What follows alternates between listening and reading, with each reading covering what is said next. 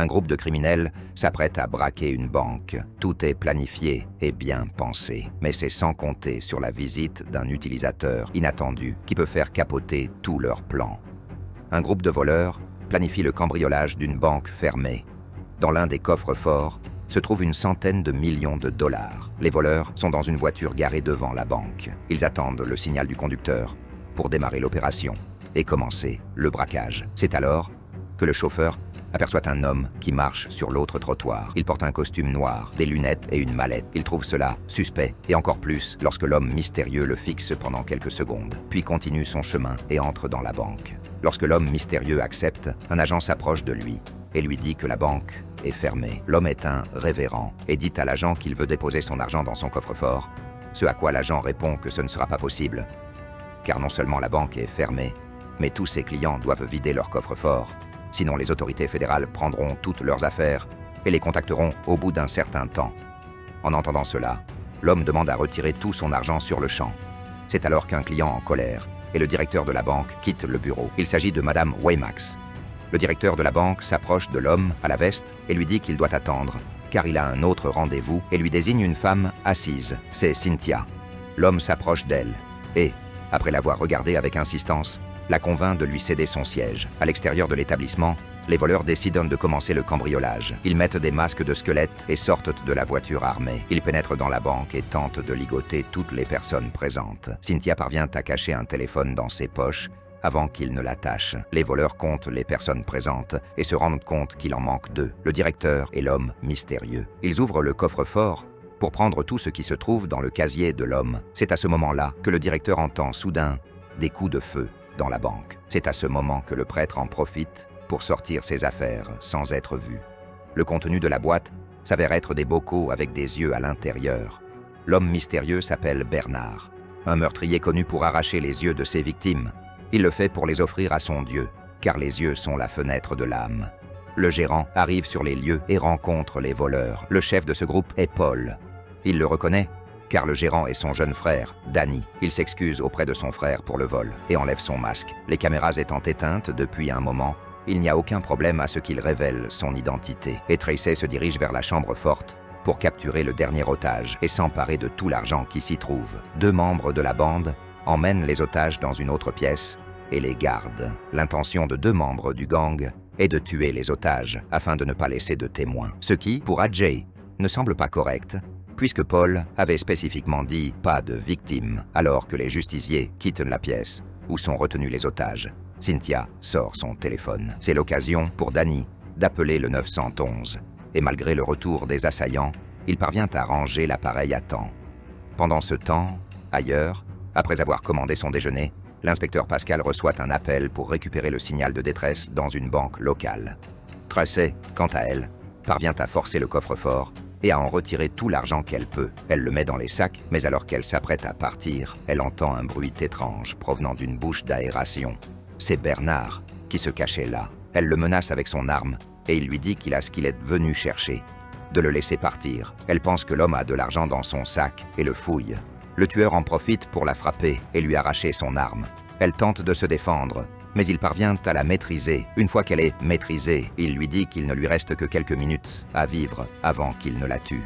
Dans la camionnette, Rick, le chauffeur, est resté en arrière pour faire le guet. Au bout d'un moment, il voit arriver l'inspecteur et une voiture de patrouille et s'empresse d'avertir Paul de la présence d'invités indésirables. Pascal s'approche de la porte avec deux officiers, mais Paul, déguisé en directeur, les accueille avant qu'ils ne puissent entrer. Il leur dit que la banque est fermée, qu'il n'y a pas de braquage en cours, qu'il s'agit vraisemblablement d'une erreur. Alors elle prend rapidement une photo de lui et l'envoie au commissariat pour analyse. En partant, elle aperçoit Rick dans la camionnette et décide d'aller le voir. Il l'aperçoit et se dépêche de cacher toute trace ou preuve à l'intérieur du véhicule.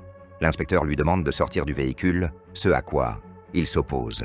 Dans la chambre forte, Tracy et Bernard se battent. Elle parvient à s'emparer d'un pistolet et tire sur son adversaire. Cela suffit pour que le détective les entende et se dirige vers les coups de feu.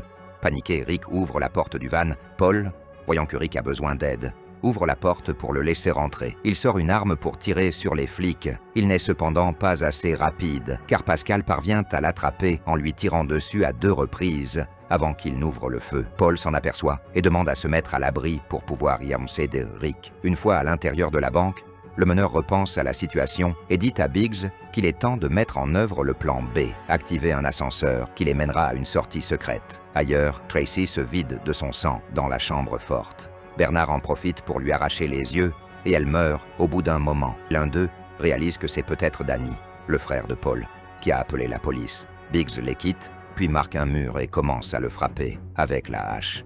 Il se fraye ainsi un chemin jusqu'à l'ascenseur. Paul descend dans la chambre forte pour découvrir ce qui est arrivé à Tracy et, à son arrivée, trouve son corps sans vie et sans yeux. Il alerte ses collègues sur le danger que représente l'otage toujours en liberté et leur dit qu'il s'est échappé par les conduits d'aération. Dans la salle des otages, Madame Waymax, en raison de son âge, doit se soulager et convainc Ellie, l'un des assaillants, de l'accompagner à la salle de bain. Pendant ce temps, en bas, Washington, l'homme de main de Paul, demande à ce dernier ce qui s'est passé entre lui et son jeune frère il y a longtemps. Il répond que lorsqu'ils étaient jeunes, ils étaient très proches, mais que tout a changé lorsqu'ils se sont engagés dans l'armée et qu'ils ont rejoint des unités militaires différentes. La distance les a séparés et changés, mais cela appartient désormais au passé. Ali attend que la vieille dame fasse ses besoins. Voyant qu'elle met trop de temps, elle décide d'aller dans la salle de bain et la trouve morte et sans yeux. Le tueur est là. Elle pense qu'il a pu se faufiler par les bouches d'aération.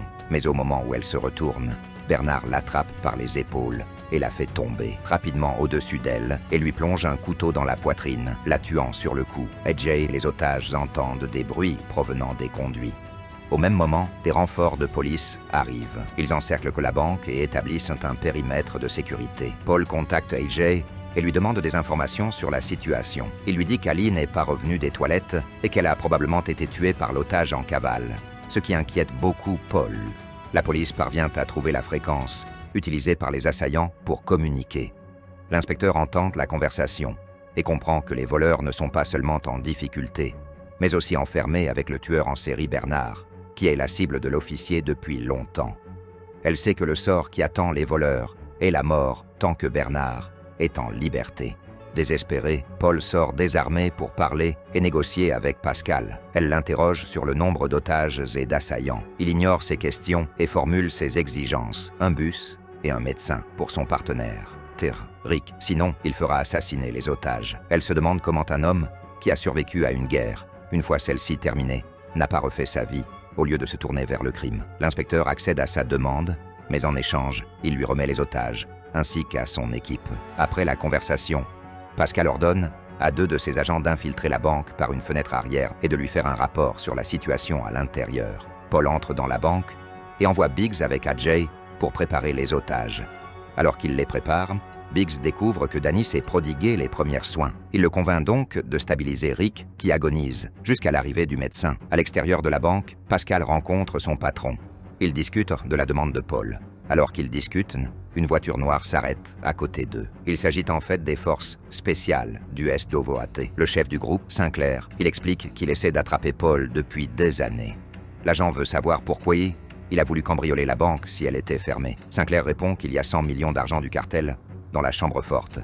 De l'argent qui ne peut être retracé. L'un des hommes de Sinclair est médecin, et il décide de l'emmener à la banque pour soigner les blessures de Rick. Lorsque l'agent entre, Paul le reconnaît et l'emmène auprès des otages pour soigner les blessures de son partenaire. Il prend ensuite Cynthia et Rick et les remet à la police. AJ attache l'agent à une chaise et lui dit que s'il ne veut pas mourir, il doit éviter de bouger. Quelques secondes plus tard, Bernard apparaît derrière AJ, qui tombe de la bouche d'aération. L'agent sait qui il est et demande à AJ de l'abattre. Mais AJ a peur. Il demande alors au tueur d'expliquer pourquoi il a tué ses collègues. Il lui répond qu'ils sont tous des pêcheurs et que Dieu lui a confié une mission, collecter le plus d'âmes possible pour lui-même. C'est pour cela qu'il prend ses yeux. AJ hésite à tirer. À l'extérieur, le tireur d'élite de Sinclair est en position de tir. L'officier donne l'ordre et le sniper tire sur AJ, laissant Bernard seul avec l'agent attaché à la chaise. Après la fusillade, Sinclair, le détective et ses agents prennent d'assaut la banque. L'un des agents tire plusieurs coups de feu sur Washington. Sinclair demande à Paul s'il a récupéré tous les billets. Et Paul lui avoue que Sinclair est aussi un criminel et qu'il veut aussi l'argent. Briggs a terminé le mur et active l'ascenseur. En chemin, il tombe sur le corps de l'un des siens. C'est alors que le tueur en série lui assène un coup de hache dans le cou pour le tuer. Dans la pièce principale, Pascal pointe une arme sur Sinclair et lui dit qu'il est en état d'arrestation. Les officiers, qui s'étaient faufilés par la fenêtre, apparaissent alors, mais sont rapidement abattus par un agent de la police corrompu. Un otage s'empare de l'arme du soldat décédé et tire partout, mais ne réussit qu'à faire tuer Sinclair. Le détective lui demande d'arrêter. Il lui propose de partager l'argent en deux, mais elle refuse. Chen, un partenaire de l'agent principal, la tue. Les seuls survivants sont Paul et Danny. Conscients qu'ils ne peuvent vaincre l'agent, ils décident de se rendre. Sinclair s'excuse auprès de Paul et lui tire dessus. Mais au moment où il s'apprête à tuer Danny, la détective utilise ses dernières forces pour tuer Chen et abattre son patron. Sinclair survit et monte les escaliers. Il utilise donc l'ascenseur pour s'échapper de là, mais tombe sur Bernard. Ce dernier le bat et lui plante un couteau dans l'épaule. Lorsque le policier tente de l'abattre, le tueur parvient à s'enfuir. Danny s'empare d'une paire de ciseaux pour se libérer, va voir l'agent et lui prend son arme pour se lancer à la poursuite de celui qui a tué son frère. Il monte les escaliers et après avoir utilisé l'ascenseur, Bernard le voit et se jette sur lui. Il tente de le tuer avec un couteau, mais l'ancien militaire parvient à se défendre, à lui prendre le couteau et à le poignarder dans le cou, le tuant sur le coup. Plus tard, Sinclair parvient à atteindre la sortie, mais Danny le rattrape. Mais avant qu'il ne termine sa phrase, Danny lui tire une balle dans la tête et le tue. Il est désormais en paix. Il a vengé la mort de son frère et empêché le tueur en série de faire d'autres victimes. Cependant, ce dernier a survécu et surprend Danny par derrière pour lui planter un couteau dans l'épaule et lui enfonce le couteau dans le dos à plusieurs reprises jusqu'à ce qu'il soit mort. Le tueur lui arrache les yeux et les place dans un récipient. Il a maintenant collecté plus d'âmes pour son dieu et emporte les 100 millions avec lui et quitte l'endroit en laissant derrière lui des cadavres sans yeux. Ce meurtrier tue brutalement ses victimes, mais ce justicier le fait aussi pour venger ses proches.